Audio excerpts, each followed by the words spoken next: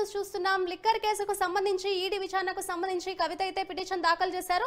బలవంతపు అరెస్టులు చేయకుండా కూడా ఆదేశాలు జారీ చేయాలంటూ కూడా ఆవిడ పిటిషన్ లో పేర్కొన్నట్లుగా తెలుస్తోంది. మొత్తానికి సుప్రీంకోర్టులో కవిత పిటిషన్ పై నేడు విచారణ జరగబోతోంది. మరి కాసేపట్లో లిక్కర్ కేసులో ఈడీ నోటీసులు రద్దు చేయాలంటూ కూడా ఆమె డిమాండ్ చేస్తున్నారు.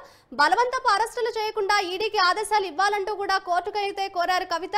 మొత్తానికి సుప్రీంకోర్టులో కవిత పిటిషన్ పై విచారణ జరగబోతోంది. ఇదే అంశానికి సంబంధించిన మరింత సమాచారాన్ని మా bureau chief Srinivas news room నుంచి లైవ్ ద్వారా అందిస్తారు. శ్రీనివాస్, చెప్పండి, మొత్తానికి సుప్రీంకోర్టులో కవిత పిటిషన్ పై మరి కాసేపట్లో విచారణ జరగబోతున్నట్లుగా తెలుస్తోంది. ఈ కేసుకు సంబంధించి వాద ప్రతివాదనలు ఏ విధంగా జరగబోతాయని అనుకోవచ్చు అంటారు శ్రీనివాస్?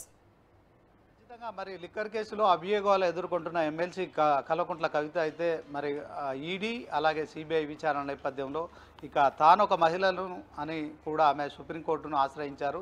తన విషయంలో కొంత బలవంతపు అరెస్టులు కానీ అలాగే ఢిల్లీకి పిలిచి విచారణ చేయ విషయంలో తన కొంత మహిళగా మరి తనకు ఉన్న ఏదైతే రాజ్యాంగ పరంగా సంక్రమించిన ఇవైతే ఉన్నాయో కోర్టు పరిశీలించాలి. సో దీని పట్ల ఈడీకి సిబిఐకి రెండు సంస్థలకు కూడా మరి డైరెక్షన్ చేయాలి. సో తనకు మహిళగా ఉన్న ఈ అవకాశాన్ని పరిశీలించాలని కూడా ఆమె కోర్టులో కేసు వేశారు. ఈ నేపథ్యంలో సుప్రీంకోర్టు ఈరోజు మరి ఈ కవిత వేసిన పిటిషన్పై కూడా విచారించనుంది. ఈ నేపథ్యంలో ఆమె మరి ఇప్పటికే చాలాసార్లు ఈడీ విచారణకు హాజరు కావాలని చెప్తున్న నేపథ్యంలో ఆమె ఎప్పటికప్పుడు కూడా మరి ఈడీకి లేఖలు రాస్తున్నారు.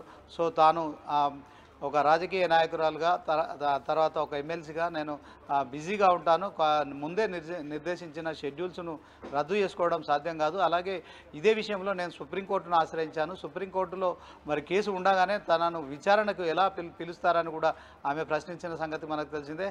అయితే మరి నిన్న ఈరోజు 28 మరి అలాగే సిబిఐ కూడా మొన్న 26వ తేదీన కూడా మరి కవితను మరి విచారణకు రావాల్సిందే అని చెప్పి కూడా నోటీసులు ఇచ్చారు. ఆ విషయంలో కూడా మరి ఒక ఉత్కంఠత వాతావరణం అయితే కనిపించింది. ఈడీ ఏదైతే విచారణను వాయిదా వేస్తూ తాను ఎగ్జంప్షన్ తీసుకుంటున్న ఎమ్మెల్సీ కవిత మరి సిబిఐ విచారణ విషయంలో హాజరవుతుందా అనే ఒక సస్పెన్స్ అయితే ఉండే. ఇక ఆమె చివరి నిమిషంలో కూడా తాను 26వ తేదీన ఒక ప్రకటన రిలీజ్ చేశారు.